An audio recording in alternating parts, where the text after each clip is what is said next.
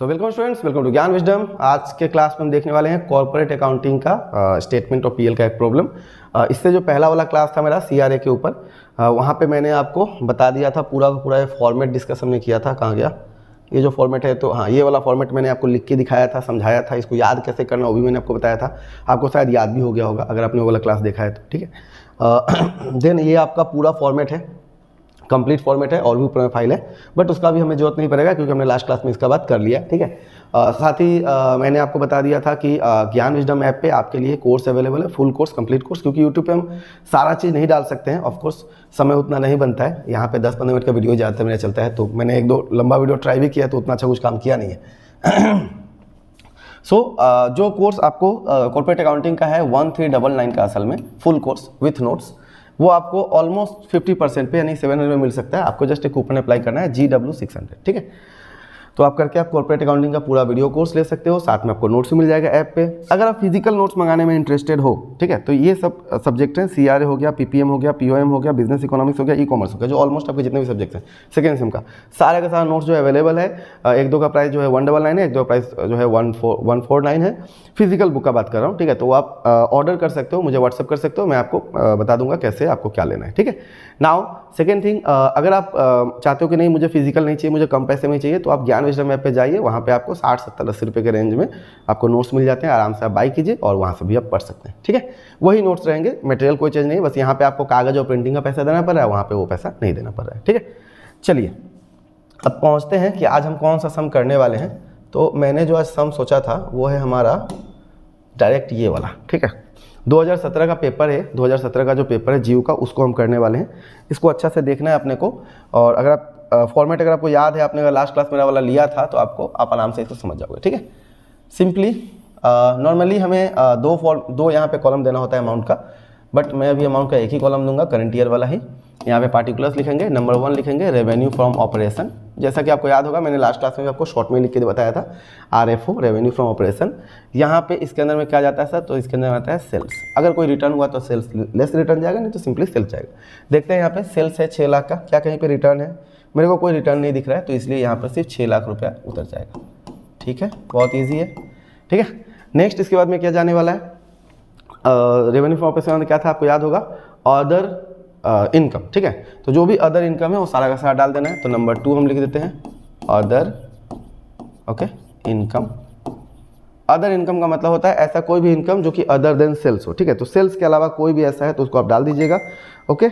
So other income अपने को देखना पड़ेगा। अदर इनकम ऐसा क्या है यहाँ पे?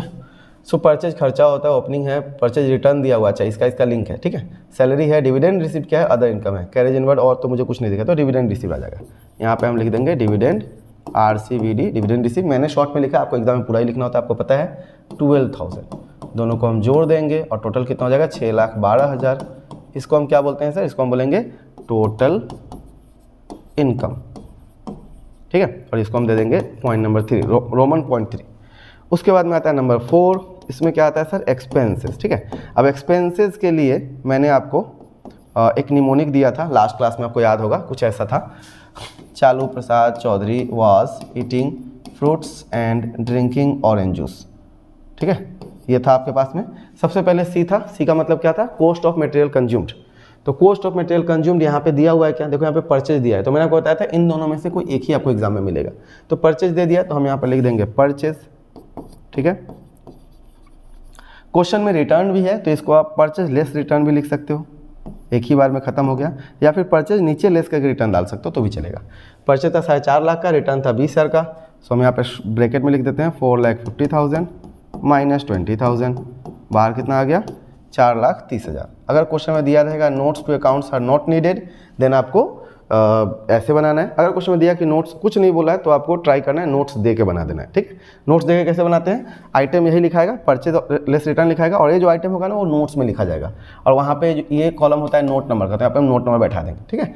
जिसके अंदर सिर्फ एक ही ट्रांजेक्शन है उसमें नोट देने का जरूरत नहीं है। जैसे यहाँ पे देखो सेल्स में एक ही ट्रांजेक्शन है, नोट का जरूरत नहीं है। इसमें भी एक ही ट्रांजेक्शन है, नोट का जरूरत नहीं है। बट यहाँ पे 2 बात आ रहा है, तो यहाँ पे हम नोट नंबर 1 देके समझा सकते हैं, ठीक है। आपको एग्जाम में टाइम भी बचाना है और आंसर भी कंप्लीट करना है, ओके। तो ये हो गया। देन क्या था? Changes in inventory. क्या होता है ये?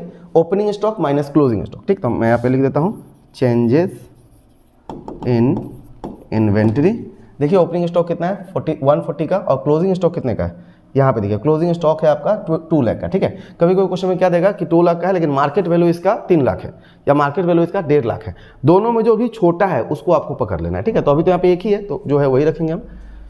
सो ये आपने फाइनल अकाउंट में भी सीखा होगा मेरे ख्याल से ना। सो 1,40,000 माइनस कितना था 2 लाख। अब मैंने आपको लास्ट क्लास में बताया था sometimes this figure can be negative, तो इस बार जो है अपना ये नेगेटिव फिगर है। नेगेटिव फिगर को हम लोग ऐसे ब्रैकेट में दिखा देंगे, ठीक है, ऐसे। नेक्स्ट, तो इसका काम खत्म हो गया, इसका हो गया, इसका हो गया ना। उसके बाद क्या आता है, जब वर्क इन प्रोग्रेस था, आपको याद होगा work in progress and stock in trade, तो उसका काम नहीं है, एम्प्लॉय बेनिफिट एक्सपेंस आ जाएगा। वो जनरली कभी एग्जाम में आता, मतलब रहता भी नहीं है हमारे लिए, तो हम लिख देते हैं एम्प्लॉयज़ बेनिफिट एक्सपेंसेस। इसमें क्या डालना है, एम्प्लॉय से रिलेटेड कोई भी खर्चा, मतलब सैलरी दिया है तो सैलरी लिख देंगे, ठीक है, सैलरी। कहीं पे वेजेस वगैरह है तो वेजेस भी डालेंगे, सैलरी हो गया। और कहीं पे तो मुझे कुछ ऐसा दिख नहीं रहा है, ठीक है, तो इतना ही आना चाहिए। ओके, सैलरी के बाद में कुछ आउटस्टैंडिंग भी, अच्छा आउटस्टैंडिंग सैलरी भी है, तो इसको भी लिख देते हैं आउटस्टैंडिंग सैलरी, जो इसको ऐड कर देंगे, ठीक है। तो सैलरी कितना था अपने पास में, इसको तो मैं छोटा कर देता हूँ क्योंकि बहुत ज़्यादा जगह ले रहा है, स्पेस ज़्यादा ले रहा है। ओके, हाँ, तो सैलरी कितना था अपने पास में, सैलरी है 60,000, तो लिख देते हैं 60,000। आउटस्टैंडिंग सैलरी इज 5,000, इसको लिख देते हैं, दोनों को ऐड कर देते हैं, कितना होगा 65। अच्छा, अभी इसको यहीं पे रखते हैं 65,000। ओके, यहाँ पे एक और आइटम आपको दिख रहा होगा, स्टाफ वेलफेयर एक्सपेंसेस, मतलब स्टाफ के लिए खर्चा किया गया। तो मैंने बताया था एम्प्लॉय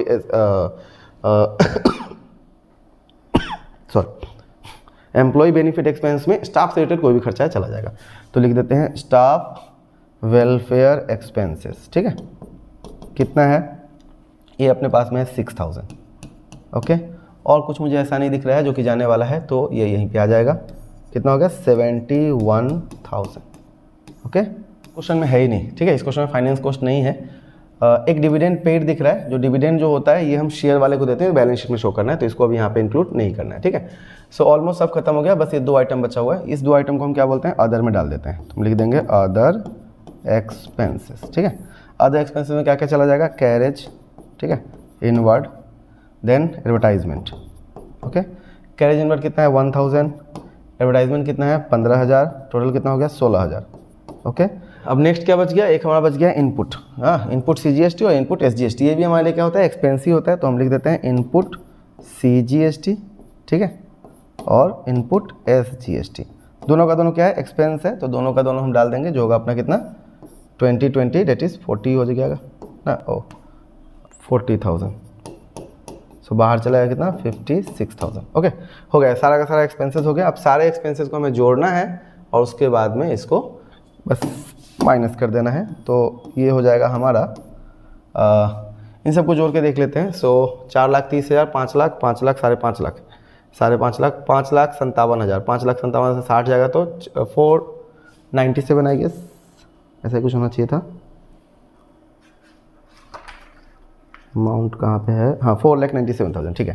तो इसको हम बोल देंगे प्रॉफिट बिफोर टैक्स कितना, अच्छा इसको आप लिख दो टोटल, TOTAL टोटल, ठीक है, 4,97,000। ओके, इसमें से आप इस 6,12,000 में से इस 497 को माइनस कीजिएगा तो आ जाएगा ओके क्या चीज़, प्रॉफिट बिफोर टैक्स, ठीक है, PBT का हम नंबर दे देते हैं, नंबर हो जाएगा अपना कितना 5।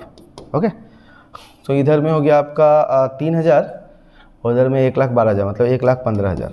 ओके, इसमें से आपको क्या करना है, लेस कर देना है टैक्स एक्सपेंसेस, टैक्स एक्सपेंसेस। अब क्वेश्चन में आपको टैक्स एक्सपेंसेस दिया भी रह सकता है, नहीं भी दिया रह सकता है। जैसे इस क्वेश्चन में मुझे टैक्स एक्सपेंसेस नहीं दिख रहा है, ये करंट ईयर का जो रेट होता है उसके अकॉर्डिंग किया जाता है, करंट ईयर का आपके बुक के अकॉर्डिंग। एक्चुअली ये करंट नहीं होता है, ये लास्ट ईयर का होता है, क्योंकि आपको पता है कि हमारा जो बिल है, जो अभी जो बजट आया होगा वो अभी आया है ना, लेकिन बुक पहले ही छपा चुका है, तो इसलिए जो आपको बुक में दिया उसको फॉलो करना है। तो मैं अभी के लिए इसको 30% मान लेता हूँ, ठीक है। नॉर्मली 20.9% रखा जाता है, तो हम इसको 30% मान लेते हैं। तो 1,15,000 का 30% कितना होगा, 1,15,000 का 30% होगा आपका 30,000 इधर में, और इसका 30 होगा 4,500, ठीक है। सो 34,500 के आसपास आ रहा है। ओके, इसको हम माइनस कर देंगे टैक्स एक्सपेंसेस को, जो बचेगा उसको हम क्या बोल देंगे, प्रॉफिट आफ्टर टैक्स, ठीक है, प्रॉफिट आफ्टर टैक्स। माइनस करके कितना आ रहा है अपना 15 चला गया उधर, 19,000 घटेगा तो 19,500 घटेगा। सो आई गेस 80,500 होना चाहिए मेरे हिसाब से, ऐसा ही कुछ है, ठीक है।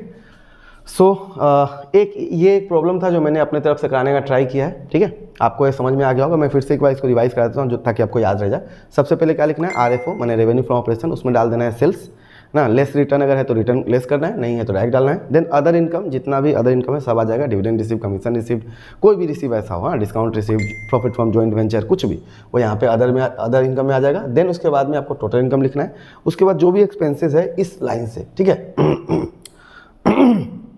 सबसे पहले cost of raw material consumed, then purchase stock and trade, then change in inventory, employee benefit expenses, then other expenses, ये सारा आ गया। अब नया वाला में क्या हुआ, आजकल जो है GST आ जाता है, ये सब क्वेश्चन है पहले का बना हुआ, लेकिन GST जो आजकल आ गया है तो हर एक क्वेश्चन में आपको GST डाल के समझाया जाता है। तो GST में बेसिकली क्या है, PL अकाउंट के लिए स्टेटमेंट ऑफ PL में आपको इनपुट GST जो आपको खर्चा जैसा मानना है अदर एक्सपेंस में, और उसको अदर एक्सपेंस में डाल देना है बस, और कुछ नहीं, ठीक है।